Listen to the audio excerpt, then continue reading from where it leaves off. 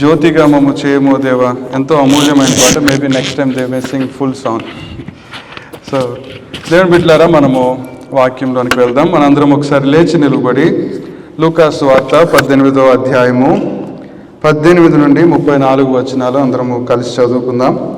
లూకా సువార్త 18వ అధ్యాయము 18 నుండి 34వ వచనం.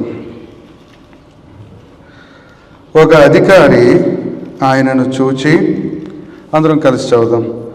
ఒక అధికారి ఆయనను చూచి, సద్బోధకుడా, నిత్య జీవమునకు వారసుడనగుటకు నేనేమి చేయవలనని ఆయనను అడిగాను. అందుకు యేసు, నేను సత్పురుషుడిని ఎలా చెప్పుచున్నావు? దేవుడు ఒక్కడే తప్ప మరి ఎవడునూ సత్పురుషుడు కాడు.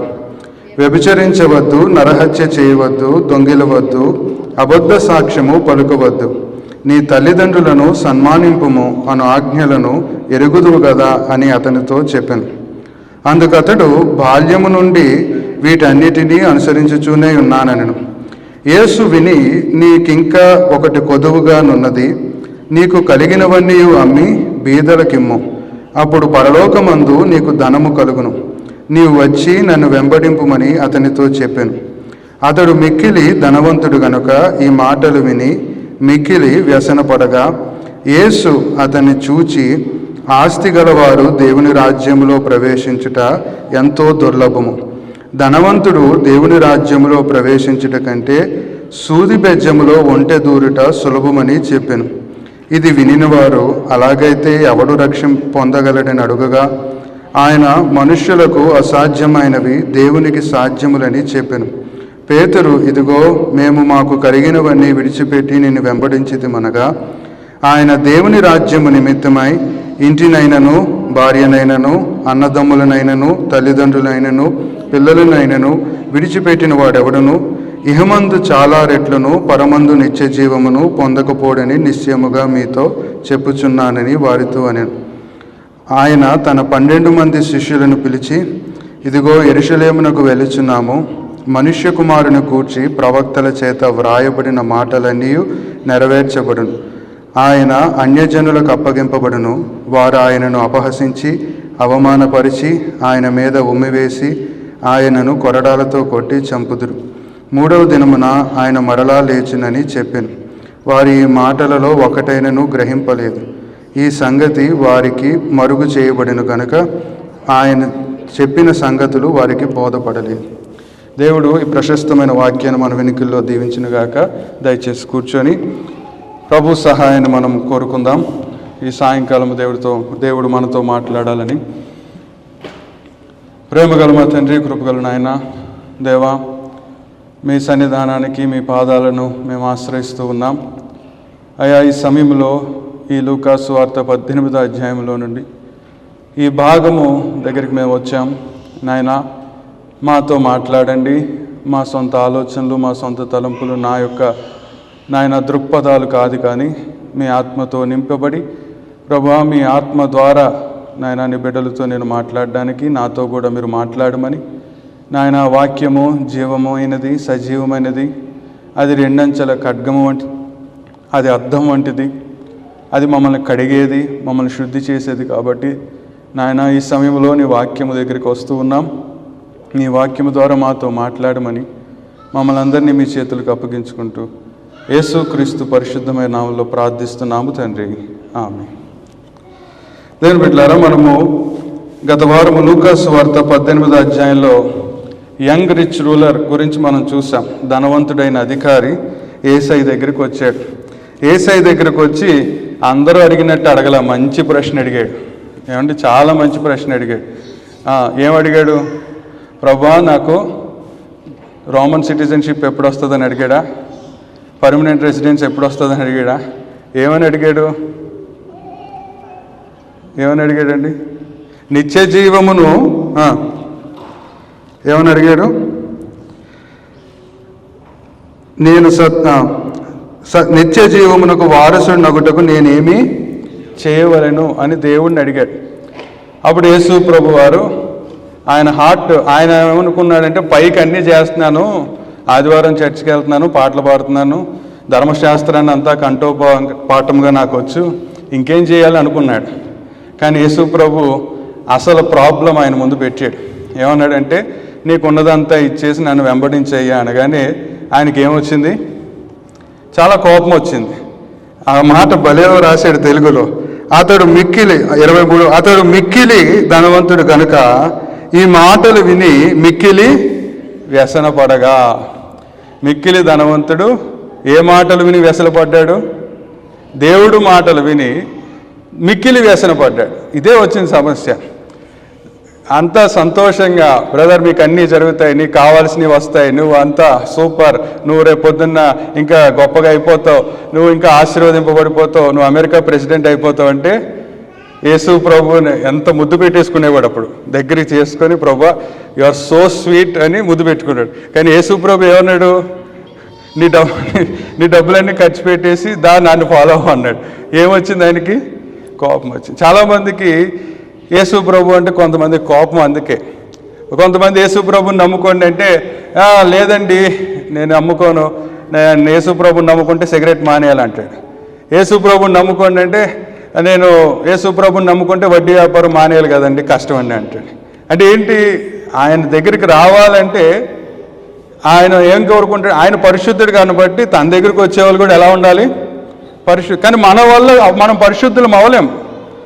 ఆ తర్వాత ఈరోజు మనం అసలు ముఖ్యాంశం దగ్గరికి వెళ్తాం. ఇతన్ని ఒకటే వదులుకోమన్నాడు. ఏం వదులుకోమన్నాడు? ఈ ధనవంతుణ్ణి డబ్బు ఒక్కటే వదులుకోమన్నాడు. కానీ యేసు ప్రభు ఎన్ని వదులుకున్నాడు ఆయన కోసం? గత వారం మనం చూసాం. 32వ వచనంలో మానవుణ్ణి, నాయన నా దగ్గరికి పరలోకం వెళ్ళాలంటే నీ దగ్గర ఉన్న డబ్బు ఆశను వదులుకో అన్నాడు. కానీ యేసు ప్రభు మానవుడి కోసం ఎంత వదులుకున్నాడు చూడండి. 32వ వచనంలో ఆయన అక్కడ ఎంత సత్యాన్ని చెప్తాడంటే, ఆయన అన్యజనులకు అప్పగింపబడును, వారు ఆయనను అపహసించుదురు. దేవాది దేవుడు మానవుడి కోసం అపహసించడానికి కూడా సిద్ధమై వచ్చాడు. ఆయన రాజుల రాజు అయిన, సింహాసనాసీనుడైన వాడు, దేవుళ్ళందరికంటే పైనున్నవాడు, దేవదూతలు ఆయన్ని పరిశుద్ధుడని కొనియాడబడుతున్న ఆ పరలోకంలో పరమాసీనుడైన మహోన్నతుడైన దేవుడు నిన్ను రక్షించడానికి, నన్ను రక్షించడానికి, మనందరినీ రక్షించడానికి ఆయన సింహాసనాన్ని, పరలోకాన్ని విడిచిపెట్టి అపహాసించడానికి సిద్ధపడ్డాడు. అపహాసాన్ని తీసుకుంటున్నాడు, తర్వాత అవమానాన్ని తీసుకుంటున్నాడు, తర్వాత చివరికి ఉమ్మును కూడా వేయించుకోవడానికి ఆయన విడిచిపెట్టి వచ్చాడు. ఇది యేసుక్రీస్తు యొక్క మహోన్నత్వం. అంతేకాదు ఉమ్ము కూడా వేయించుకున్నాడు, తర్వాత కొరడాలతో కొట్టించుకోవడానికి కూడా ప్రభు వెనకాడలేదు. ఎవరిని రక్షించడానికి? ఆ తర్వాత ఆయన చనిపోవడానికి కూడా సిద్ధమయ్యాడు. ఆయన పునరుద్ధానుడయ్యాడు. నిన్ను రక్షించడానికి ఆయన ఎన్నో విడిచిపెట్టి వచ్చాడు. ఆయన ఈరోజు నిన్ను విడిచిపెట్టమంటుంది ఒకటే, అది పాపం. నీ పాపాన్ని అదే చాలామందికి బాధ వచ్చేస్తుంది. నిజంగా ఆ ప్రేమను, ఆ సిలువను అర్థం చేసుకుంటే అసలు లోకమే నాకు వద్దనే ఆశ, ఆ స్వభావంలోనికి మనం వెళ్తూ ఉంటాం. ఈ రాత్రి మనం దేవుడి దగ్గరికి వచ్చి వెళ్ళిపోయిన ఆయన చూసాం. దేవుడి దగ్గరికి వచ్చి ఆయన వెంబడిస్తున్న ఆయన. మరి ఈయన ఎంతైనా ఉంటుంది కదండి క్రైస్తవులమైన. మరి మేము భక్తి చేస్తున్నాం. వెంటనే యేసు ప్రభు ధనవంతుడు పరలోకంలో వెళ్ళడం అది చాలా కష్టం అని అనగానే మనుషులందరికీ వెంటనే ఏమైంది? 25వ వచనం మనం చూద్దాం. లూకా సువార్త 18:25. ధనవంతుడు దేవుని రాజ్యంలో ప్రవేశించుట కంటే సూది బెజ్జంలో ఒంటె దూరుట సులభమని చెప్పాను. ఇది వినిన వారు, అలాగైతే ఎవడు రక్షణ పొందగలడని అడగగా, ఆయన మనుష్యులకు అసాధ్యమైనవి దేవునికి సాధ్యములని చెప్పాను. అలాగైతే ఎవరు రక్షణ పొందుతారు నాయన అని అడిగినప్పుడు ఆయన మనుషులకు అసాధ్యమైన దేవునికి సాధ్యమని చెప్పాడు. ఈ రాత్రి మనము 28వ వచనానికి వద్దాం. అందరూ వచ్చారు కదా? అందరూ బైబిల్ తెచ్చుకున్నారండి? ఈ 28వ వచనం అందరం కలిసి చదువుదాం. పేతురు, ఇదిగో మేము మాకు కలిగినవి విడిచిపెట్టి నిన్ను వెంబడించితిమనగా. పేతురు గారు నిజంగా మన అందరికీ ఒక పెద్ద నేల అంటాడు. కరెక్ట్గా సరిపోతాడు. మనం అడగాల్సిన ప్రశ్నలన్నీ యేసు ప్రభు దగ్గర ఉండి అడిగిన మహానుభావుడు ఆయన. ఇప్పుడు ఎప్పుడైనా సరే మనీ మ్యాటర్ వచ్చేటప్పటికి ఇండ్లంతా సీరియస్ అయిపోద్ది. భార్యాభర్తల దగ్గర అప్పుడే కోపమాలు వచ్చేస్తాయి, అన్నదమ్ముల మధ్య అప్పుడే కోపాలు వచ్చేస్తాయి. ఇది క్రైస్తవుల ఇళ్ళల్లోనూ ఉంది, అన్యజనుల ఇళ్ళల్లోనూ ఉంది. మా మావయ్య ఒకసారి ఆయనకి మొత్తం నలుగురు మావయ్యలు అందరూ కలిసి తాతయ్య చనిపోయాక ఆయన భోజనానికి రమ్మన్నాడు. నలుగురు మావయ్యలు వెళ్ళారు. కూర్చున్నాం. వీళ్ళకి ఒక చెల్లి. చక్కగా తిన్నారు, కబుర్లు చెప్పుకున్నారు, పాత మెమరీస్ అన్నీ బాగున్నాయి. ఈలోగా ఒక ఆయన మొదలుపెట్టాడు, మరి నాన్నకి అక్కడ సైట్ ఉంది కదా అంతేనండి. సహోదరుల ఐక్యత కలిగి ఉండుట ఎంత మేలు, ఎంత మనోహరమో. ఆ ఐక్యత పోయి మొదటిసారి అంటే వీళ్ళు మళ్ళీ భక్తులు, సడన్గా వీళ్ళు కోపాలు, తాపాలు, అరుచుకోవడాలు ఇవన్నీ చూస్తుంటే ఏంటి భోజనాలకు వచ్చామా గొడవలకు వచ్చామా అని అర్థం. మరి నాన్న సైట్ ఏం చేద్దాం అనగానే ఏమైపోయింది, అక్కడ గందరగోళం అయిపోయింది. యేసయ్య దగ్గర అంతా బాగానే ఉంది, డబ్బుల దగ్గరికి వచ్చేటప్పటికి మనుషులందరూ అడిగేశారు, అలా అయితే ఎవరు రక్షించబోతారు అని అనగానే పేతురు గారు ఆయన భావోద్వేగాన్ని బయట పెట్టాడు. ఏమని అన్నాడంటే, ఇదిగో మేము మాకు కలిగినవన్నీ విడిచిపెట్టి నేను వెంబడించితం అనగా. మరి నాయన మరి మేము సరే ఆ ధనవంతుడు వచ్చాడు వెళ్ళిపోయాడు, ఈ మనుషులు అంటావా కష్టం వచ్చినప్పుడు వస్తారు వెళ్ళిపోతారు, మరి మాలాంటి భక్తుల సంగతి ఏమిటి? మరి నేను సమస్తాన్ని విడిచిపెట్టి నేను వెంబడించామనగా ఈ ప్రశ్నతో నేను కూడా మొన్న రాత్రి నా ప్రయాణం ఇక్కడ నుంచి సాక్రమెంటో మొదలైనప్పుడు అదే ఆలోచిస్తున్నా. మేము సమస్తాన్ని వెంబడించి నిన్ను వెంబడించితమనగా సోమవారం అంతా ఆలోచించా, మంగళవారం ఆలోచించా. పేతురు గురించి పేతురే మైండ్లో వస్తున్నాడు. ఈ పేతురు నిజమే కదా అన్నీ విడిచిపెట్టి యేసుని వెంబడించాడు, ఈ ప్రశ్నకి ఏంటి అని ఆలోచించినప్పుడు మన బుధవారం మళ్ళీ ఈయన గురించే ఆలోచిస్తూ ఉన్నా. అప్పుడు నాకు కొన్ని వచనాలు మైండ్లోకి వచ్చాయి. ఒకటి రోమాపత్రిక 8వ అధ్యాయము 28వ వచనం. రోమాపత్రిక 8వ అధ్యాయము 28వ వచనం. దేవుణ్ణి ప్రేమించు వారికి అనగా ఆయన సంకల్పము చొప్పున పిలువబడిన వారికి మేలు కలుగుటకై సమస్తమును మేలు కలుగుటకై సమస్తమును సమకూడి జరుగుచున్నవని ఎరుగుదుము. దేవుడు పిలిచిన వారికి సమస్తమును సమకూడి జరుగుతాయి. ఈ వచనం ఒకటి గుర్తొచ్చింది. తర్వాత ఇదే మత్తయి సువార్త 28వ అధ్యాయము 20వ వచనం. మత్తయి సువార్త 28:20 వచనం.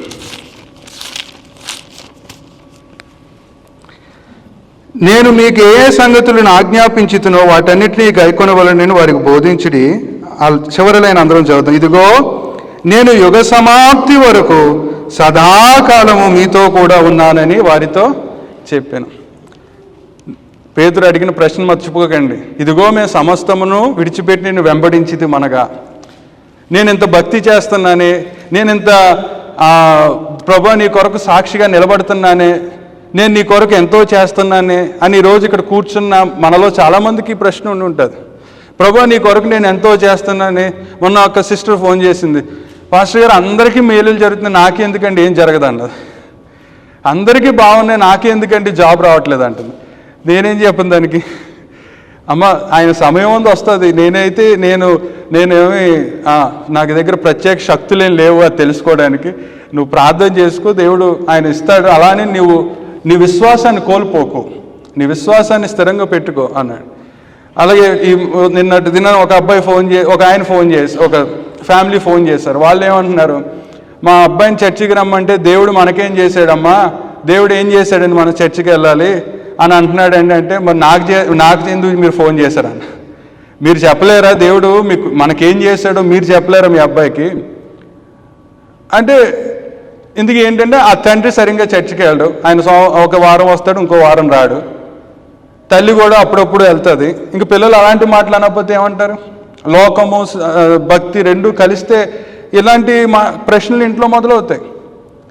కానీ నిజంగా దేవుని నువ్వు కానీ వెంబడిస్తే ఆయన ఇచ్చే వాగ్దానం, ఆయన నిన్ను ఎప్పుడూ విడిచిపెట్టు, సదాకాలము నేను నీతో ఉంటాను. రోమాపత్రికలో ఏం చూస్తాం? సమస్తమును సమకూడి మీకు జరుగుతుంది. హెబ్రీ పత్రిక గ్రంథకర్త యేసు ప్రభు గురించి 1వ అధ్యాయంలో ఆయన అందరికంటే గొప్పవాడు అంటాడు, దేవదూతల కంటే గొప్పవాడు అంటాడు, తర్వాత మోషే కంటే గొప్పవాడు అంటాడు, ఆ తర్వాత అహరోను కంటే గొప్పవాడు. అలా యేసు ప్రభు యొక్క గొప్పతనాన్ని వివరిస్తూ 13వ అధ్యాయానికి వచ్చేటప్పటికి ఆయన అంటాడు, he will never leave you nor forsake, ఆయన నిన్ను విడువడు ఎడబాడు. ఆ యేసు ప్రభు యొక్క గొప్పతనాన్ని చెప్తూ చివరిలో ఒక మాటతో మనల్ని ధైర్యపరిచి ఆ పుస్తకాన్ని ముగిస్తాడు. ఏదేంటంటే I will never leave you nor forsake. So ఇప్పుడు పేతురు దగ్గరికి మనం వచ్చాం. పేతురు ఏమన్నాడు? మేము సమస్తమును విడిచిపెట్టి నిన్ను వెంబడించితమనగా. అప్పుడు యేసు ప్రభు ఆ కాంటెక్స్ట్లో ఆయన సిలువ గురించి చెప్పాడే, కానీ అక్కడ ఒక మాట ఉంది లూకాసు వార్త 18లో 29-30. లూకాసు వార్త 18వ అధ్యాయం. ఆయన దేవుని రాజ్యము నిమిత్తమై ఇంటినైనను, భార్యనైనను, అన్నదమ్ములనైనను, తల్లిదండ్రులైనను, పిల్లలనైనను విడిచిపెట్టిన వాడెవడును ఇహమందు చాలా రెట్లును పరమందు నిత్య జీవమును పొందకపోడని నిశ్చయముగా మీతో చెప్పుచున్నా. ఇహమందు చాలా రెట్లును. సో ఆ పేతుడి దగ్గర ఆలోచిస్తున్నాను అన్నాను కదా, అప్పుడు ప్రభు కొన్ని తలంపులు ఇచ్చాడు. అవి ఈరోజు మనం ధ్యానం చేద్దాం. పేతురు యేసు ప్రభుని అడిగిన ప్రశ్న ఈరోజు నువ్వు కూడా అడుగుతావేమో, ప్రభా మరి నేను బాప్తీసం తీసుకున్నాను, ఆయన చర్చికి వస్తున్నాం, మరి నా సంగతి ఏంటి? ఖచ్చితంగా అడుగుతాం. మనం అందరూ స్వార్థపరులమే, మనుషులమే కదా, సెల్ఫిష్ పీపుల్, మనం అడుగుతాం. అప్పుడు పేతుడి జీవితంలో నుంచే కొన్ని గ్లింప్సెస్, ఆయన ఎన్నడూ విడువని దేవుడు, సదాకాలము ఉండే దేవుడు, సమస్తమును సమకూడి జరిగించే దేవుడు. పేతుడి జీవితంలో ఆయన ఎలా ఉన్నాడు, ఆయన ఎలా ప్రత్యక్షమయ్యాడో మనం చూద్దాం రండి. మనం ఇదే లూకాసు వార్త 5వ అధ్యాయము 5వ వచనానికి వద్దాం. పేతురు గారి వర్క్ లైఫ్కి వెళ్దాం. పేతురు గారి వర్క్ లైఫ్. ఆయన మనం అందరం దేవుడు అనేవాడు ఇంట్లో గొడవలు వచ్చినప్పుడు, చర్చికి వచ్చినప్పుడు గుర్తు వస్తాడు, వర్క్ వెళ్ళినప్పుడు గుర్తురాడు. అక్కడంతా వేరే జోన్లో వేరే మోడ్ ఆపరేట్ అవుతుంది చాలామంది. కానీ పేతురుకి వర్క్లో యేసుని వెంబడించినందువలన వర్క్ లైఫ్ ఎలా బ్లెస్ అయిందో చూద్దాం. మేము సమస్తమును విడిచిపెట్టి నేను వెంబడించామని పేతురు అన్నాడు. పేతురు అనుకుంటున్నాడు నేనే వెంబడిస్తున్నాను అనుకుంటున్నాడు, కానీ పేతురు మర్చిపోయింది ఏంటంటే యేసు కూడా ఆయనతో ఉండి నడుస్తున్నాడు. నీ జీవితంలో నువ్వేమనుకుంటావు? నేనే యేసును నేనే అనుకోకు, ఆయన నీతో ఉన్నాడని అనుకో, ఆయన నీతో నడుస్తున్నాడు అనుకో. ఇక్కడ పేతురు గారి వర్క్ లైఫ్కి వద్దాం. ఈయన 5వ అధ్యాయము 5వ వచనం మనం చదువుదాం. ఈయన వర్క్ లైఫ్ ఎలా ఉంది? 2000 సంవత్సరాల క్రితం జాబ్ ఎలా ఉందో ఇప్పుడు కూడా చాలామంది జాబులు ఎలాగ ఉన్నాయి. ఎలా ఉంది? 5వ వచనంలో ఏమంటున్నాడు? ఏలినవాడా, మేనేజర్ గారు, రాత్రంతయు మేము ప్రయాస పడితిమి. ఇక్కడ జాబ్లో ప్రయాసపడిన వాళ్ళు ఎవరైనా ఉన్నారా? మీరు మీ జాబుల్లో ప్రయాసపడుతున్నారు కదా. ప్రయాసపడకపోతే ఇప్పుడు మరీ మార్కెట్ బాగాలేదు కాబట్టి 2 రోజుల్లో ఫోన్ చేసి నాయనా ఇంకెళ్ళిపో అంటారు. ఇక్కడ ఈయన కూడా చేపలు పట్టుకోవడం అంటే మా ఐటీ జాబ్ అనుకుంటున్నారా పాస్టర్ గారు అంటే, ఆయనకి అదే గొప్ప, మీది గొప్ప, డాక్టర్లది గొప్ప. సో ఇక్కడ ఏలినవాడ మేము రాత్రంతయు ప్రయాసపడితిమి. పాస్టర్ గారు రాత్రంతా వర్క్ చేసుకున్నాను, ఉదయం కూడా వర్క్ చేశాను, నేను 2 గంటలే పడుకున్నాను, అందుకే మీరు వాక్యం చెప్పినప్పుడు అప్పుడే పడుకుంటానండి అంటారు. అంటే రాత్రంతా వీళ్ళకి ఏంటంటే దేవుని సన్నిధికి వచ్చేటప్పటికి ఏసీ ఉంటుంది, చక్కటి పాటలు లాలి పాటల్లో ఉంటాయి, మా వాక్యం మా తల్లి కథల్లా ఉంటుంది కాబట్టి నిద్ర వస్తుంది. ఇక్కడ పేతురు అంటున్నాడు రాత్రంతా మేము ప్రయాసపడ్డాం. ఈరోజు మీ జాబుల్లో కూడా మీరు అందరూ ప్రయాసపడుతున్నారు. ఎవరు ఫ్రీగా ఎవరు డబ్బులు రావట్లేదు కదా, ఎవరికి ఫ్రీగా డబ్బులు ఎవరు అందరం ప్రయాసపడుతున్నాం. 2 ప్రయాసపడిన ఏంటి మాకేమీ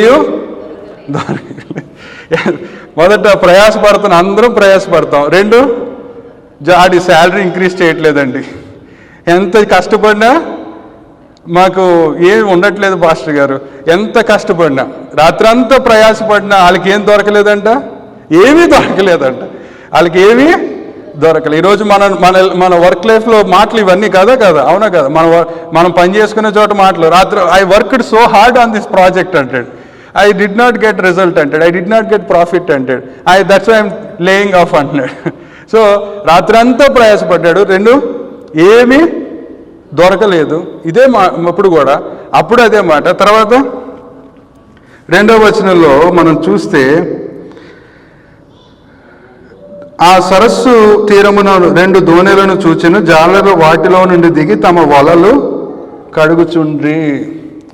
అంటే దే ఆర్ హోప్లెస్. ఈరోజు మన జాబులు కూడా అలాగే ఉన్నాయి, హోప్లెస్. వలలు రాత్రి అంతా ప్రయాసపడ్డారు, ఏమీ దొరకలేదు. ఇంకేం చేస్తారు? వలలు కడుక్కుంటున్నారు అంతే. యాక్చువల్గా వలల్లో ఏముండాలి? చేపలు ఉండాలి. ఆ చేపలను ఏం చేయాలి? అమ్ముకోవాలి. ఇలా జాబ్ అందరికి ఇలా ఉంటే హ్యాపీగా ఉంటుంది. కష్టపడుతున్నాం, డబ్బులు వస్తున్నాయి, డబ్బులు ఖర్చు పెట్టుకుంటే ఏ ప్రాబ్లం లేదు. కానీ ఇప్పుడు ఏమైంది? మంది పేతురు పరిస్థితి అయిపోయింది. కష్టపడుతున్నాం, డబ్బులు రావట్లేదు, తర్వాత హోప్లెస్గా ఉన్నాం.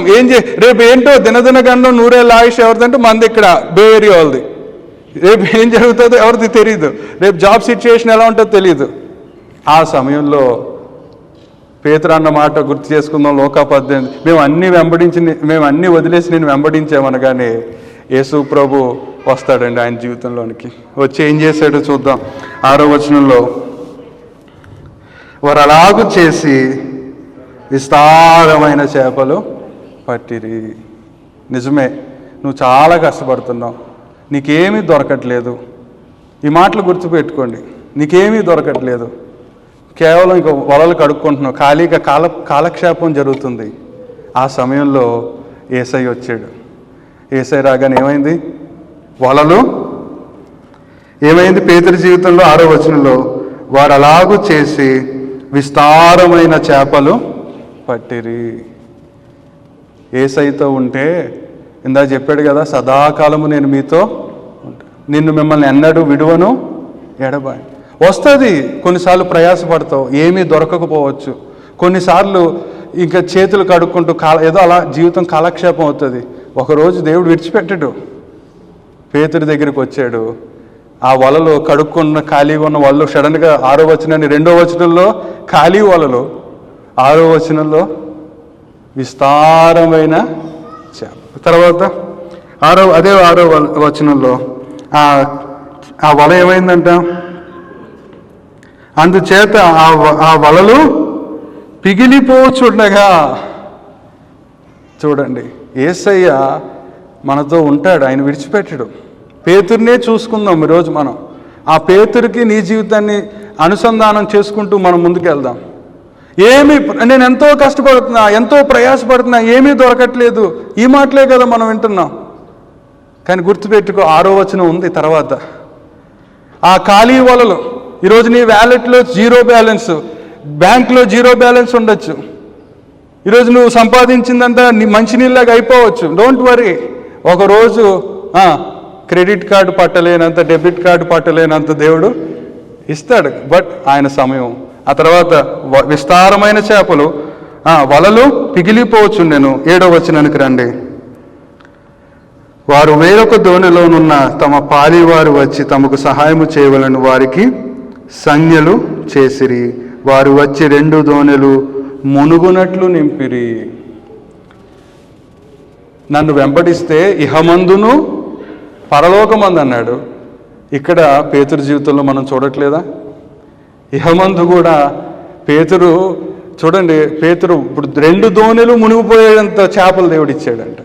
అంతేకాదు 10వ వచనం మనం చదివితే, అలాగూ సీమోనుతో కూడా పాలివారైన జబదయి కుమారులు యాకోబును యోహానును విస్మయ ముందిరి. ఈరోజు ఎవరైతే నీ జీవితం ఇంకా అవ్వదు, హోప్లెస్ కాదు, నీ జీవితం సక్సెస్ కాదు, నీ జీవితం ఏం బాగుపడదు అని అంటున్నారో, ఆ ముందు అని ఉంటారు, రే పేతురు ఏంట్రా నీ సంగతి అంటే, ఏమిరా చేపలు ఏం రాలేదు, రాత్రి అంతా కష్టపడ్డాను, ఏంట్రా బాబు మన పరిస్థితి అని అనుకున్నవారు 10వ వచనానికి వచ్చేటప్పటికి అందరూ ఏమైపోయారు? విస్మయం పొందారు. అదే క్రిస్టియన్ లైఫ్. క్రీస్తుతో నడుస్తూ ఉంటే, క్రీస్తుతో సాగుతూ ఉంటే నే సాగేదా యేసునిలో అని పాడబడతాం. అలా ఆయనతో మనం సాగుతూ ఉంటే నీ జీవితం అప్పుడే ఏమీ లేదు. ఈరోజేంటి ఇంత, మొన్నటి వరకు జాబ్ లేదన్న ఈరోజేంటి జాబు, మొన్నటి వరకు కారు లేదన్న ఈరోజు కారు. ఆయన అలా ఆశీర్వదిస్తూ ముందుకి నడిపించే దేవుడు. ఆయన వర్క్ లైఫ్ని దేవుడు ఏం చేశాడు? వర్క్ లైఫ్ ఎలా ఉంది? ఏమీ లేని వర్క్ లైఫ్ని బిజీ వర్క్ లైఫ్గా చేసేసాడు దేవుడు. ఆశ్చర్యం. ఆయన పేరే ఆశ్చర్యకరుడు. ఇప్పుడు పేతురు వర్క్ లైఫ్ చూసాం, పేతురు హౌస్ లైఫ్ చూద్దాం రండి. హౌస్ లైఫ్ దగ్గర నేను చాలా జాగ్రత్తగా చెప్పాలి, ఎందుకంటే ఇక్కడ చాలా మిస్అండర్స్టాండింగ్స్ అవుతాయి. నేను ఒకటి చెప్తే కొంతమంది ఇంకోటి అర్థం చేసుకుంటారు. కాబట్టి రండి, Luke 4:38. ఓకే. ఆయన సమాజ మందిరంలో నుండి లేచి సీమోను ఇంటిలోనికి వెళ్ళాను. క్షమించండి, ఇక్కడే. ఇప్పుడు ఎక్కడికి వచ్చాడు యేసు ప్రభు వారు? ఇంట్లోకి వచ్చాడు. ఇంట్లో ఎవరుంటారు? మనం పేతురుని ఎక్కడ చూసామండి? వర్క్ లైఫ్ చూసాం. ఇప్పుడు పేతురు గారి హౌస్ లైఫ్ మనం చూస్తున్నాం. ఈయన ఎక్కడికి వచ్చాడు? ఇప్పుడు పేతురు గారి ఇంటికి వచ్చాడు. పేతురు గారి ఇంట్లో ఎవరుంటారు? ఇల్లు అంటే ఎవరెవరు ఉంటారు? భార్య, పిల్లలు, అత్తగారు, మాంగారు, బంధువులు అన్నీ ఉంటారు. ఇప్పుడు ఈయన ఇంటిలోనికి వచ్చాడు. తర్వాత ఇంట్లోకి రాగానే ఏమైంది? ఆయన ఇంటిలోనికి వెళ్ళాను. సీమోను అత్త తీవ్రమైన, చాలామందికి ఇంటికి వెళ్ళగానే ప్రశాంతత అనుకుంటారు, కొంతమందికి ఇంటికి వెళ్ళగానే ఏమవుతాయి? తీవ్రమైన. ఆ మాట నాకు భలే ఉంటుంది. తీవ్రమైన భార్య కొన్నిసార్లు తీవ్రమైన కోపంతో ఉంటుంది. పిల్లలు తీవ్రమైన ఏం చేస్తారు? అల్లరి, తీవ్రమైన అల్లరితో ఉంటారు. తీవ్రమైన వర్క్ లైఫ్లో తీవ్రత ఉండదు, వర్క్ లైఫ్లో ప్రయాస ఉంటుంది. ఇంటికి వచ్చేటప్పటికి మేనేజర్ గారి కోపం భర్త ఇంటికి రాగానే ఎవరి మీద చూపిస్తాడు? తీవ్రమైన కోపాన్ని ఎవరి మీద చూపిస్తాడు? భార్య మీద చూపిస్తాడు. అలాగే భర్త కూడా భార్యకు కూడా కోపం వచ్చినప్పుడు తీవ్రత అంతా అక్కడ ఉంటుంది. యేసు ప్రభు కూడా పేతురు గారి ఇంటికి వెళ్ళినప్పుడు పేతురు గారి ఇంట్లో ఏముంది? అత్తగారికి ఏమొచ్చింది? తీవ్రమైన జ్వరం వచ్చింది.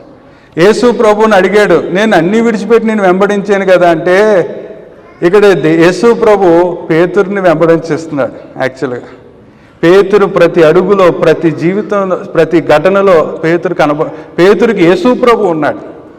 మనం ఆయన వెంబడించడం కాదండి, ఆయన మనతో ఉంటున్నాడు. ఈ పేతురు ఇంటిలోకి వెళ్ళాడు. అత్తగారికి ఏమొచ్చింది?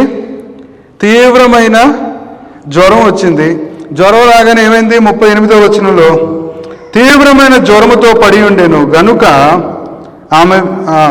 ఆమె విషయమై ఆయన యొద్ద మనవి చేసుకొనిరి. జ్వరముతో ఏమయ్యాడు? ఆమె మంచం పట్టేసింది. మంచం పట్టిందంటే ఎంత కష్టం!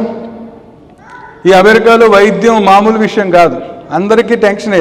మనందరం ప్రభు ఆరోగ్యంగా ఉంటే చాలని ప్రార్థన చేసుకుంటే, ఎందుకంటే సో ఎక్స్పెన్సివ్ వైద్యం. ఇక అత్తగారు తీవ్రమైన పరిస్థితిలో ఉంది. ఆమె జ్వరం వచ్చింది, మంచం మీద పడింది. అప్పుడు ఎవరికి మనవి చేసుకున్నాడు? యేసయ్యకి మనవి చేసుకున్నాడు. యేసయ్యకి మనవి చేసుకోగానే ఏమైందండి? 39వ వచనంలో ఆయన ఆమె చెంతను నిలువబడి జ్వరమును గద్దింపగానే అది ఆమెను విడిచెను. వెంటనే ఆమె లేచి వారికి ఉపచారము చేయసాగెను. మా అత్తగారు మంచాన్ని పట్టేసింది. ఏంటి పరిస్థితి అని అనుకుంటున్న అల్లుడు పరిస్థితి ఎలా ఉంటుంది? పోనీ అల్లుడు ఏమైనా డబ్బు ఉన్నవాడు అంటే చేపలు పట్టుకునేవాడు. ఈ చేపలు పట్టుకునేవాడు అత్తగారే ట్రీట్మెంట్ చేయించగలడా అంటే కష్టం. చూడండి, పేతురు యేసు ప్రభుని ప్రశ్న అడిగే ముందు మనం పేతురు జీవితాన్ని చూస్తుంటే, పేతురు వర్క్ లైఫ్లో యేసు ప్రభు ఉన్నాడు. పేతురు ఇంట్లో కూడా ఎవరున్నారు? యేసు ప్రభు ఉన్నాడు. తీవ్రమైన జ్వరంతో ఏం చేయాలో తెలియని తలపట్టుకున్న పరిస్థితిలో మంచాన పడున్న ఆవిడ్ని యేసు ప్రభు వెంటనే ఏం చేస్తాడు? అందరికి వండిపెట్టి ఉపచారం చేసి ఆవిడకి చేసేసాడు. ఈరోజు మనం కూడా ఇక్కడ ఒకటి నేర్చుకోవాలి. మన ఇంట్లో తీవ్రమైన గొడవలు ఉన్నప్పుడు, తీవ్రమైన కోపాలు ఉన్నప్పుడు, తీవ్రమైన ఆర్థిక ఇబ్బందులు ఉన్నప్పుడు, తీవ్రమైన మనస్పర్ధలు ఉన్నప్పుడు, కొన్నిసార్లు బావమరుదులు మాట్లాడుకోరు, అక్క చెల్లెలు మాట్లాడుకోరు. ఇలాంటివి తీవ్రతగా ఉన్నప్పుడు ఏం చేయాలి? ఎవరికి మనవి చేయాలి? పేతురు ఏం చేశాడు? యేసయ్యకి మనవి చేయగానే ఇల్లును ఏం చేశాడు? అప్పటి వరకు విషాదంతో ఉన్న ఇల్లు, టెన్షన్తో ఉన్న ఇల్లు ఒక్కసారిగా ఏమైపోయింది? ఆ ఇంట్లో అనారోగ్యం ఉంది. యేసు ప్రభు రాగానే ఆ ఇంట్లోకి ఏమొచ్చింది? ఆరోగ్యం వచ్చింది. ఎందుకంటే ఆయన ఆరోగ్యం కాబట్టి దేవుని బిడ్డలారా, మొదటిది పేతురు వర్క్ లైఫ్లోకి వెళ్ళాడు. ఆయన పేతురు ఇంట్లోకి వెళ్ళాడు, ఇంటిని బాగు చేశాడు. ఎవరు వెంబడిస్తున్నారో ఇక్కడ గమనించండి. పేతురు మాత్రం పెద్ద ప్రశ్న అడిగాడు, మేము అన్నీ విడిచిపెట్టి నిన్ను వెంబడిస్తున్నామంటే మనం పేతురు జీవితాన్ని కానీ మనం క్షుణ్ణంగా చూస్తే పేతురు కాదు దేవుని వెంబడిస్తుంది, దేవుడే పేతురుతో నడుస్తూ ఉన్నాడు. దేవుడే పేతురికి సమస్తాన్ని ఇస్తూ ఇహమందును పరలోకమందును. ఆయన నువ్వు యేసు ప్రభుని నమ్ముకుంటే నిన్ను అనాథగా విడిచిపెట్టేవాడు కాదు, నిన్ను ఒంటరిగా వదిలేసేవాడు కాదు. ఆయన నీతో ఉండేవాడు, నీ చెంత ఉండేవాడు, నీకు కావాల్సింది అన్నీ ఆయన సమకూర్చేవాడు. కానీ ఆయన సమయమందు 5వ తరగతి కూడా డాడీ నాకు మంచి బైక్ కొని అంటే ఏ తండ్రి కొనిస్తాడా? కొనిస్తాడు, టైం ఉంటుంది దానికి. వాడు పెద్దవాడై లైసెన్స్ వచ్చి వాడు నడపగల జ్ఞానం ఉన్నప్పుడు ఖచ్చితంగా ఒక తండ్రిగా మనం ఇస్తాం మన బిడ్డలకి. అలాగే దేవుడు కూడా నువ్వు ఆయన వెంబడిస్తున్నావు మంచిదే, ఆయన కూడా నీతో ఉన్నాడని మర్చిపోకు. నీ ప్రతి అడుగులో ఆయన ఉన్నాడు. పేతురు వర్క్లో ఆయన ఉన్నాడు, పేతురు ఇంట్లో ఆయన ఉన్నాడు. రండి ఇప్పుడు చూద్దాం, పేతురు యొక్క ప్రయాణాల్లో కూడా దేవుడు ఉన్నాడు. మనము మత్తయి సువార్త 8వ అధ్యాయానికి వద్దాం. మత్తయి సువార్త 8వ అధ్యాయం. అప్పుడు ఎయిర్లైన్స్ లేవు కాబట్టి అప్పుడంతా ఏ లైన్స్? Water ways. అప్పుడు బోట్లో ప్రయాణం చేస్తున్నాడు. మత్తయి సువార్త 8వ అధ్యాయము 23 నుంచి మనం చదువుదాం. ఆయన ధోని ఎక్కినప్పుడు ఆయన శిష్యులు ఆయన వెంట వెళ్ళిరి. ఆయన సముద్రము మీద తుఫాను లేచి నందున ఆ ధోని అలల చేత కప్పబడను. అప్పుడు ఆయన నిద్రించుచుండగా వారు ఆయన వద్దకు వచ్చి, ప్రభువా, నశించిపోవచ్చున్నాం, మమ్మల్ని రక్షింపమని చెప్పి ఆయనను లేపిరి. అందుకు ఆయన అల్ప విశ్వాసులారా ఎందుకు భయపడుచున్నారని వారితో చెప్పి లేచి గాలిని సముద్రమును గద్దింపగా మిక్కిలి నిమ్మలమాయన. ఆ మనుషులు ఆశ్చర్యపడి, ఈయన ఎట్టివాడో, ఈయనకు గాలియు సముద్రమును లోబడుచున్నవి. అబ్బా, ఈరోజు ప్రయాణాల్లో బయటికి వెళ్తే మళ్ళీ వస్తామో గ్యారంటీ లేని ఈ రోజులు, ఆ రోజులు కూడా అలాగే ఉన్నాయి. ఆ రోజుల్లో కూడా గ్యారంటీ లేదు. మొన్న ఒక బ్రదరు, నేను డీసీకి వెళ్తున్నాను మీటింగ్స్ కోసం ప్రార్థన చేయి గార్డెన్ అన్నాడు. తప్పకుండా చేస్తాను బ్రదర్. ఏంటంటే లాస్ట్ టైము టర్బులెన్స్ వచ్చింది, నా మనసులో ఒకే పాట మెదిలింది అన్నాడు. ఏమైందన్న? టర్బులెన్స్ అంటే ఆ గాలికి ఫ్లైట్ ఇలా ఊగుతూ ఉంటుంది. అయితే ఏమైంది బ్రదర్, ఇంక అయిపోయింది అనుకున్నాను, భయంకరమైన టర్బులెన్స్, ఇంకా నెక్స్ట్ స్మారకూడదు అనుకున్నాను. కానీ దేవుడు క్షేమంగా తీసుకొచ్చాడు. ఒకటే ప్రార్థన చేసావు, బ్రతికితే నీ కొరకు బ్రతుకుతా ప్రభు. అప్పుడే యథార్థమైన నిజమైన ప్రార్థనలు అప్పుడే వస్తాయి. కాబట్టి ఈ పేతురు గారి ప్రయాణాల్లో కూడా, పేతురు గారి పనిలో దేవుడు ఉన్నాడు, యేసయ్య కనబడుతున్నాడు. పేతురు గారి ఇంట్లో యేసయ్య కనబడుతున్నాడు. పేతురు గారి ప్రయాణాల్లో దేవుడు ఎంతమందిని కాపాడాడు ప్రయాణాల్లో? ఏమండి, అందరూ ఇక్కడ ఒక్కొక్కరిని చెప్పమంటే అందరూ చేతులు ఎత్తుతారు. ఎన్నో భయంకరమైన రోడ్డు ప్రమాదాల నుండి దేవుడు మనల్ని కాపాడాడు. ఇక్కడ పేతురు జీవితంలో కూడా అతను అన్నాడు, ప్రభువా నేను నిన్ను వెంబడిస్తున్నానే అంటే చూడండి అసలు కథ మాత్రం ఆయనే పేతురుని వెంబడిస్తున్నాడు. పేతురు ప్రయాణాల్లో ఆ భయంకరమైన తుఫాను, బోటు మొత్తం ఆగే టైంలో దేవుడు గాలిని ఎవరిని గద్దించాడు? ఆయన పేతుర్ని గద్దించలా, పేతుర్ని తిట్లా. ఎవరిని గద్దించాడు? గాలిని సముద్రాన్ని గద్దించి తన బిడ్డను కాపాడుకున్నాడు.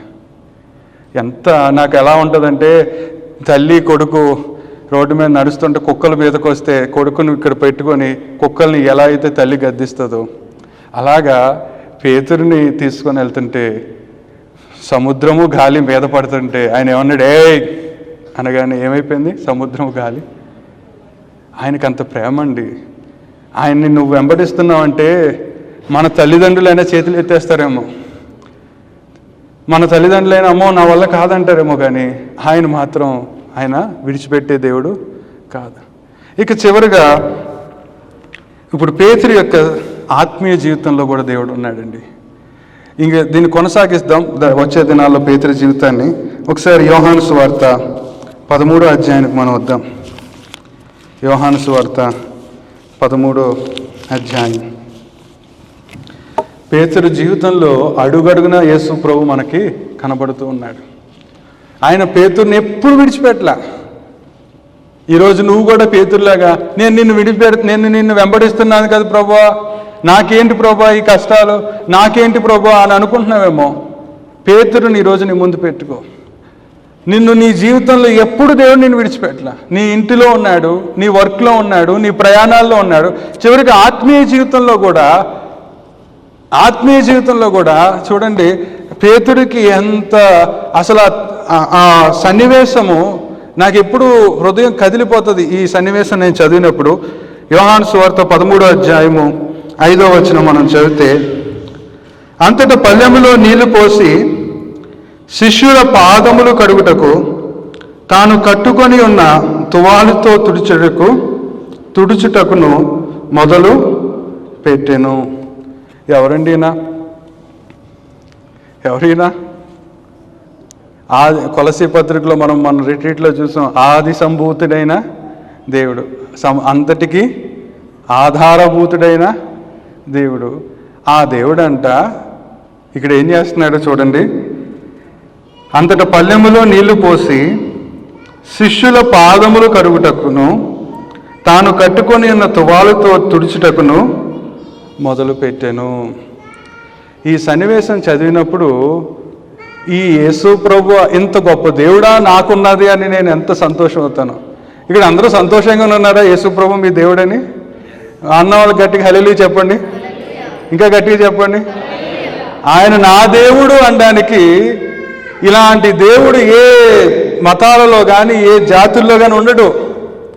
ఈ దేవుడు ఏం చేయడానికి సిద్ధపడుతున్నాడు? శిష్యుల పాదాలు కడగడానికైనా సిద్ధపడుతున్నాడు. ఈ అధ్యాయంలో ఆయన వాడి పాదాలు కడుగుతున్నాడు. ఆ నెక్స్ట్ అధ్యాయంలో ఆ దేవాది దేవుడు ఇలాంటి పాపి పాదాలు కడిగిన దేవుడు కడిగినందుకు ఎంత కృతజ్ఞతగా ఉండాలి. ఆ తర్వాత అధ్యాయంలో ఇదే పేతురు, ప్రభువా నన్ను సంపూర్ణంగా కడుగు, నన్ను నిలువెల్లా కడుగు అన్న పేతురు ఆ తర్వాత 14వ అధ్యాయంలోకి వచ్చేటప్పటికి యేసు ప్రభు నాకెవరో తెలియదు అంటాడు. ఇదెక్కడ దారుణం. ఆయన అంటాడని తెలుసు, పేతురు నాకు యేసు ప్రభు ఎవరో అంటారని తెలిసి కూడా ఈయన ఏం చేస్తున్నాడండి? ఎవరైనా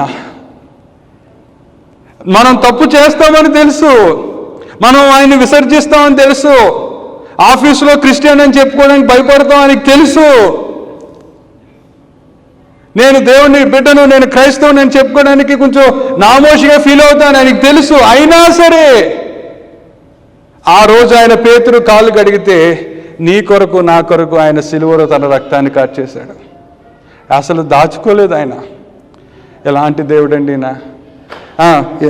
దేవాది దేవుడైన దేవుడు, సర్వశక్తిమంతుడైన దేవుడు, సమస్తాన్ని సృజించిన దేవుడు, ఆయన అన్యులకు తనను తాను అప్పగించుకున్న దేవుడు. నీ అపహాసాన్ని నువ్వు నీ పాపాల ద్వారా నీకు రావలసిన అపహాసాన్ని, నీకు రావలసిన అవమానాన్ని, నీవు పొందవలసిన శిక్షను ఆయన ప్రేమతో తీసుకున్నాడు.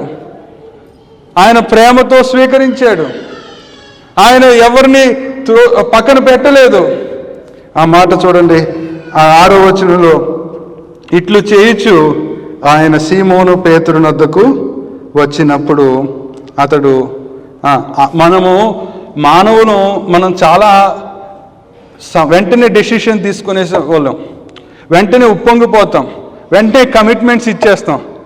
ఇక్కడ యేసు ప్రభు పాదాలు కడుగుతుంటే 6వ వచనంలో ఏమంటాడంటే, ఆయన సీమోను పేతురు నొద్దకు వచ్చినప్పుడు అతడు, ప్రభువా నీవు నా పాదములు కడుగుదువా అని ఆయనతో అనెను. అందుకు యేసు, నేను చేయుచున్నది ఇప్పుడు నీకు తెలియదు కానీ ఇక మీదట తెలుసుకుందువని అతనితో చెప్పగా, పేతురు నీవెన్నడూనూ నా పాదములు కడుగరాదని ఆయనతో అని. అందుకు యేసు, నేను నిన్ను కడుగని ఎడల నాతో నీకు పాలు లేదు. సీమోను పేతురు, ప్రభువా, నా పాదములు మాత్రమే కాక నా చేతులు నా తల కడుగుమని ఆయనతో చెప్పాను. ఈయన ఎన్నెన్నో మాటలు మాట్లాడుతున్నాడు. మనం కూడా దేవుడి మీద ప్రేమ ఎక్కువైపోయినప్పుడు చాలా మాటలు మాట్లాడతాం, ఎక్కువ మాట్లాడేస్తాం. ప్రభా, నువ్వు కానీ నాకు ఇచ్చేస్తే మీటింగ్ పెట్టుకుంటాను ఆయన, నీకు ఇంత కానుక ఇచ్చుకుంటాను ఆయన, ఇలా చాలా కమిట్మెంట్లు ఇస్తాం. తర్వాత మనం మర్చిపోతాం, దేవుడు తెలుసు. అయినా సరే ఆ పేతురు, దేవుడు అక్కడ అడుగుతున్నప్పుడు పేతురు సంతోషంతో ఆవేశంతో మాటలు మాట్లాడేస్తున్నాడు. కానీ దేవుడికి తెలుసు, పేతురు నేనెవరో నువ్వు తెలియదు అంటావయ్యా, 3 సార్లు అంటావు అని తెలిసినా కూడా ఆయన సర్వజ్ఞాని అయిన దేవుడు, ఆయనకి జరగబోయేది తెలిసినా కూడా పేతురు దగ్గర ఆయన జీవితాన్ని బయట పెట్టలేదు. ఆయన జీవితాన్ని బయట పెట్టి నువ్వు ఇలాంటి వాడివి అని అవమానించలేదు. నువ్వు నన్ను బొంకుతావు అని చెప్పి పేతురుని అందరి ముందు నిష్ఠూరపరచలేదు. ఇది యేసు యొక్క గొప్పతనం. పేతురు 18వ అధ్యాయంలో మేము అన్నీ విడిచిపెట్టి నేను వెంబడించాం కదా నాయన అంటే, ఆయన తన సిలువ గురించి చెప్పాడు. కానీ వాస్తవానికి పేతురు మర్చిపోయిన విషయం ఏంటంటే, పేతురు ప్రారంభించినప్పటి నుండి పేతురు ఈరోజు పరలోకంలో ఉన్నాడు. ఇప్పటి వరకు కూడా యేసయ్య పేతురుని విడిచిపెట్టలే, యేసయ్య పేతురుని మర్చిపోలే. పేతురుని అనుక్షణము అడుగడుగున పేతురుని ఆయన పేతురుతో ఉండి అతన్ని నడిపించాడు. దేవుని చిత్తమైతే వచ్చే వారం యేసయ్య పేతురుని గద్దించిన సందర్భాలు మనం చూద్దాం. కానీ ఈరోజు మాత్రం ప్రతి అడుగులో ప్రతి విషయంలో యేసయ్య పేతురుతో ఉన్నాడు. పేతురు కాదు యేసయ్యతో ఉన్నది, యేసయ్య పేతురుతో ఉన్నాడు. ఈ రాత్రి నా జీవితం ఏంటి, నా పరిస్థితి ఏమిటి, ప్రభా నా భవిష్యత్తు ఏమిటి అని నువ్వు అంటున్నావేమో. ఒకటే నువ్వు అడుగు, ఆ రోజు పేతురుతో ఉన్నావు కదా, నాతో కూడా ఉండవా, నాతో కూడా నడవవా, నాతో కూడా ప్రభా ఉండు అని అంటే ఆయన ఎల్లప్పుడూ నీతో ఉంటాడు, నీలో ఉంటాడు. అదే ఎఫ్ఎస్సి పత్రికల్లో మనం కొలస్సీ పత్రికల్లో చూసేది ఏమిటంటే, ఆయన ఇప్పుడు నీతో నడవడం కాదు, ఆయనకు నువ్వు ఆలయం అయిపోయావు. హృదయమే నీ ఆలయం. ఇప్పుడు నీ హృదయంలోనే ఆయన ఆలయంగా ఉన్నాడు. ఆయనే నీ హృదయంలో నివసిస్తున్నాడు. ఆయన నిన్ను విడిచిపెట్టడు, నిన్ను ఎడబాయడు. నా పరిస్థితి ఏమిటి, నా భవిష్యత్తు ఏంటి ప్రభు, నా ఫ్యూచర్ ఏంటి, నా పిల్లల పరిస్థితి ఏమిటి, నాకేం చేయాలో తెలియట్లేదు. పేతురు కూడా అదే సందర్భంలో అక్కడ ఆగిపోయాడు. ప్రభా ఇదేంటి నాయన అనగానే, నేను అన్ని విడిచిపెట్టి నిన్ను వెంబడించాను కదా అంటే, ఆయన పేతుర్ని ధైర్యపరుస్తూ లూకాసు వార్త 18 మాట ఒకసారి మనం చదువుదాం. లూకాసు వార్త 18వ అధ్యాయంలో 28, పేతురు, ఇదిగో మేము మాకు కలిగినవి విడిచిపెట్టి నిన్ను వెంబడించేది మనగా. అందరం కలిసి 29-30 చదువుదాం. ఆయన దేవుని రాజ్యము నిమిత్తమై ఇంటినైనను, భార్యనైనను, అన్నదమ్ములనైనను, తల్లిదండ్రులనైనను, పిల్లలనైనను విడిచిపెట్టిన వాడెవడను ఇహమందు చాలా రెట్లను పరమందు నిత్య జీవమును పొందకపోవడని నిశ్చయముగా మీతో చెబుతున్నాను. ఆ మాట గుర్తుపెట్టుకోండి, ఇహమందు చాలా రెట్లను. పేతురు జీవితంలో చాలా సందర్భాల్లో దేవుడు అతను విడిచిపెట్టలే, అతనితో ఉన్నాడు. నిన్నటి దినాన ఒక అమ్మాయికి బాప్తీసం ఇవ్వడం జరిగింది. ఆ అమ్మాయి ఇట్ టుక్ 5 years ప్రభువుని అంగీకరించడానికి. లాస్ట్ ఇయర్ అమ్మాయి ప్రభువుని అంగీకరించింది. నిన్నటి దినాన్ని బాప్తీసం తీసుకుంటుంది.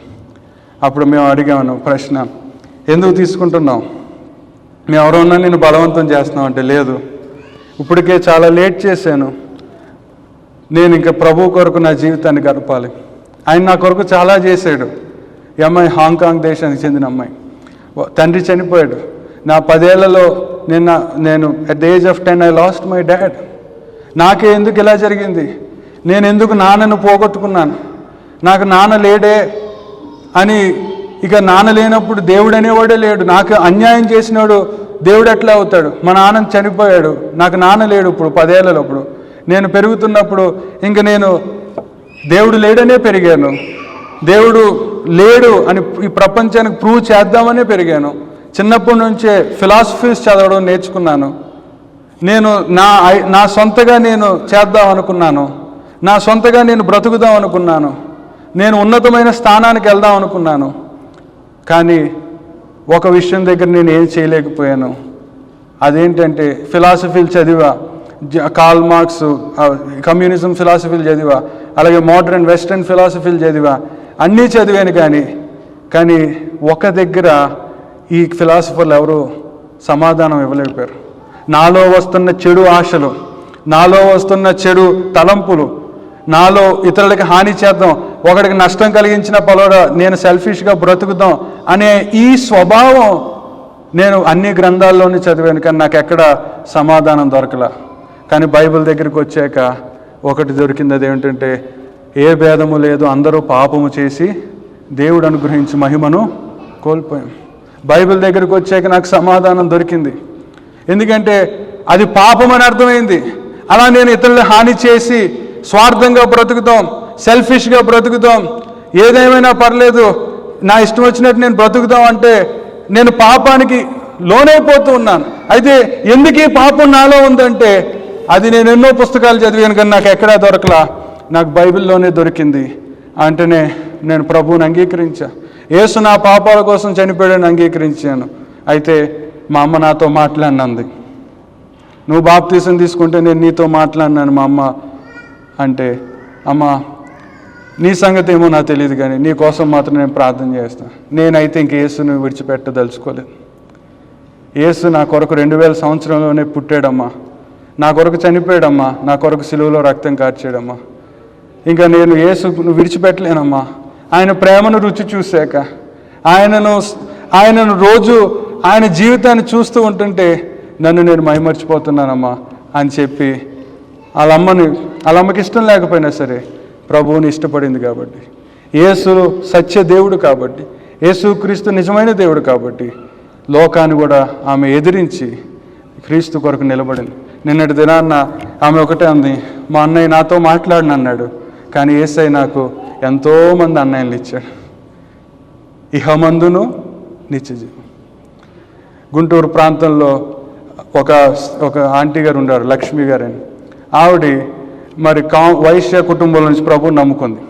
అయితే ఆమె కొన్ని సంవత్సరాలు మంచం మీద బెడ్ రిడన్గా ఉంది. కానీ ఎప్పుడైతే యేసు ప్రభుని నమ్ముకుందో, రక్షణ పొందిందో, ఆ తర్వాత ఆవిడకి స్వస్థత వచ్చింది. స్వస్థత వచ్చాక ఆమె ఆ సంతోషాన్ని తట్టుకోలేక ఆమె ప్రభువుని నమ్ముకొని బాప్తీసం తీసుకొని ఆమె వైట్ డ్రెస్ వేసుకొని వాళ్ళ అన్నయ్య one of the top lawyer in Guntur, వాళ్ళ అన్నయ్య మెట్లు దిగుతూ ఉన్నాడు కిల్లి నవ్వులతో. వాళ్ళ అన్నయ్యకి ఈ సత్యాన్ని చెప్పాలి, నా యేసు గురించి చెప్పాలని బైబిల్ పట్టుకొని ఆమె వాళ్ళ అన్నయ్య మెట్లు దిగుతున్నాడు, కోర్టుకి వెళ్తున్నాడు. ఈమె ఉదయాన్నే అన్నయ్యని కలవడానికి వెళ్తే మెట్లు దిగుతున్న వాళ్ళ అన్నయ్య అర్థమైపోయింది ఈ అమ్మాయి ప్రభువుని నమ్ముకుందని. ఆయన కిల్లి నవ్వులుతున్న కిల్లితో ఇలా పెట్టుకొని ఆమె మీద ఊసి, నువ్వు ఈరోజు నాకు చచ్చిన దాంతో సమానం అన్నాడు. అయితే అమ్మాయి ఆవిడ సంతోషంగా తుడుచుకుంటూ, అన్నయ్య నీతో ఒక విషయం చెప్తా, యేసు ప్రభుని నమ్ముకో, ఆయన నా పాపాలు క్షమించాడు, నీ పాపాలు కూడా క్షమిస్తాడు. నీ దృష్టిలో నేను చనిపోయానేమో కానీ నాకు యేసయ్య కొన్ని 100 మంది అన్నయ్యలు ఇచ్చాడు, ఆయన నాకు కొన్ని 100 మంది కుటుంబాన్ని ఇచ్చాడు, నేను ఒంటరిదాన్ని కాదు అని సాక్ష్యం ఇచ్చింది. ఆ అన్నయ్య ఇంకో 10 సంవత్సరాల తర్వాత ఆయన కూడా ప్రభుని అంగీకరించాడు. గుర్తుపెట్టుకోండి, మత్తయి సువార్త 28లో ఆయన నిన్ను అన్నాడు, నేను నీతో సదాకాలము ఉంటానన్నాడు. రోమాపత్రికలో సమస్తమును సమకూడి జరిగిస్తానన్నాడు. హెబ్రీ పత్రికలో నేను నిన్ను విడువను ఎడబాయనన్నాడు. నువ్వు ఒంటరివాడు కాదు. పేతురు అదే అనుకున్నాడు, నేను ఒంటరివాడిని, నాకేం లేదా అని అన్నాడు. దేవుడు ఐ ఆమ్ దేర్. పేతురు వర్క్లో ఉన్నాడు, పేతురు ఇంట్లో ఉన్నాడు, పేతురు ప్రయాణంలో ఉన్నాడు, పేతురు ఆత్మీయ జీవితంలో కూడా ఆయన కనబడుతున్నాడు. ప్రార్థన చేసుకుందాం. ఈరోజు నీ ప్రశ్న కూడా, ప్రభువా నా పరిస్థితి ఏమిటి, నా బ్రతుకేంటి, నా గమ్యం ఏంటి, నా పిల్లల పరిస్థితి ఏమిటి, నా వివాహ జీవితం ఏమిటి,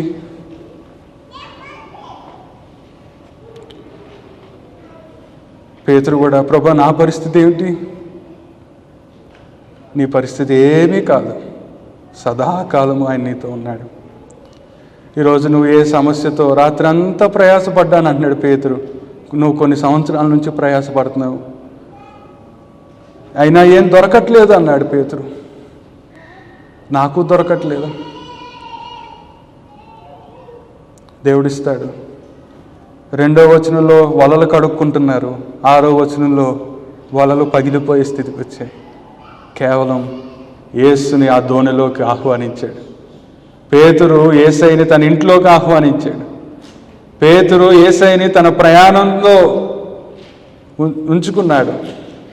తన ఆత్మీయ జీవితంలో యేసు దగ్గరగా ఉన్నాడు కాబట్టి యేసయ్య చేతే పాదాలు కడిగించుకున్నాడు. ఆయన నీకు ఎంతైనా చేయడానికి సిద్ధంగా ఉన్నాడు. ఆయన నీ కొరకు ఏదైనా చేయడానికి సిద్ధం. ఆయన ఆల్రెడీ చేశాడు. ఆయన కలువరిలో భూమికి ఆకాశానికి నీ కొరకు వేలాడుతూ తన రక్తాన్ని కార్చాడు. ఆయన అంత ప్రేమిస్తున్నాడు నీ కొరకు.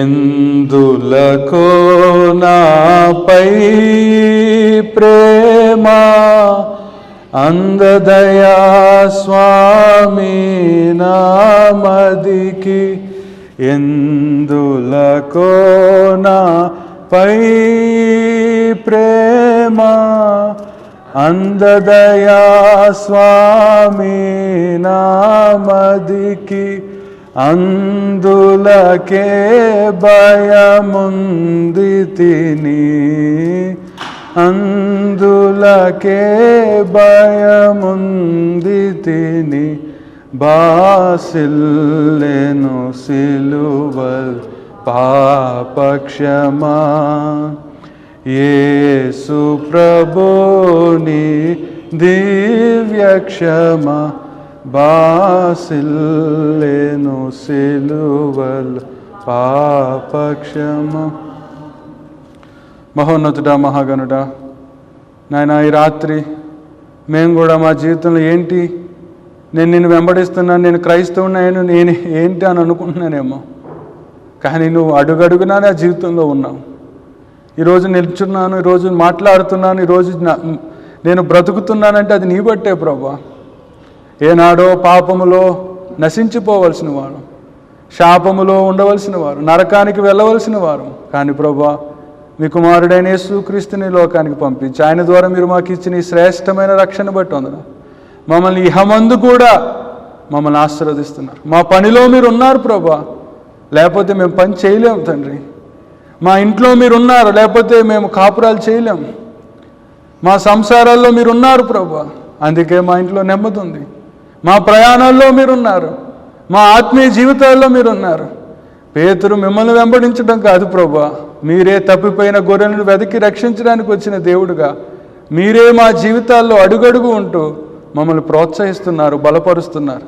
అందుని బట్టి మీకు స్తోత్రాలు చెల్లించుకుంటూ ఈ రాత్రి ఎవరైనా సరే నా జీవితం ఏంటి, నా పరిస్థితి ఏమిటి, నా బ్రతుకేమిటి అని ఒకవేళ ఆందోళనతో ఉంటే ఈ పేతురు జీవితాన్ని చూసైనా యేసు నాతో ఉన్నాడు, నన్ను విడిచిపెట్టడు, నన్ను ఎడబాయడు అని ధైర్యాన్ని తెచ్చుకొని నీ వైపు చూసి మళ్ళీ వారి ప్రయాణాన్ని కొనసాగించే భాగ్యాన్ని వారికి అనుగ్రహించమని యేసుక్రీస్తు నామములో ప్రార్థించి అడిగి వేడుకొంచున్నాము తండ్రి. ఆమేన్.